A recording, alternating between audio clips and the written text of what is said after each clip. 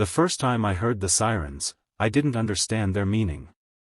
I thought they were just part of a distant city's rhythm, an impersonal wail in the night. But when the siren came for us, everything changed: how we breathe, how we hope, how we fight. Mara was 18 when she chose to leave her quiet hometown at the edge of the sea for the promise of something bigger. She had the kind of curiosity that kept her eyes open to sunsets and strangers, always on the brink of dreaming the next step. In the same town lived Isa, a boy a year younger, whose world was smaller, until Mara appeared. They became inseparable in the way two people whose lives were anchored by the same tide can become. They shared late-night coffees via the small seaside cafe, they shared laughter under the stars, and they shared a longing neither dared voice, the longing to make life matter. When the first challenge struck, it came quietly. Mara's mother fell ill, and what had seemed like a distant worry became a full-blown reality. Treatments, hospital visits, days measured in waiting rooms and hopeful glances. Mara stayed by her mother's side, her dreams suspended mid-air like birds forgetting how to fly.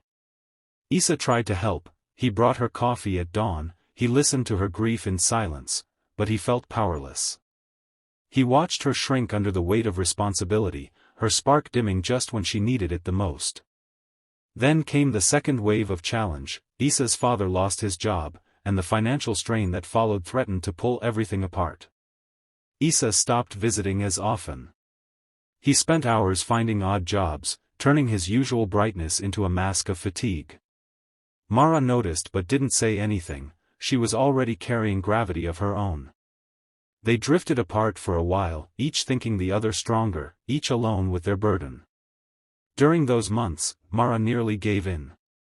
She considered quitting her studies, moving back to her hometown permanently, retreating into the safe comfort of what she knew. The sea outside her window seemed mocking, always there, always endless, but she felt trapped.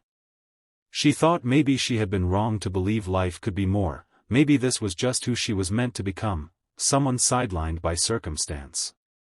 One evening, Isa knocked on her door. He looked older than 18, the burdens of his father and his own hopes lined his face.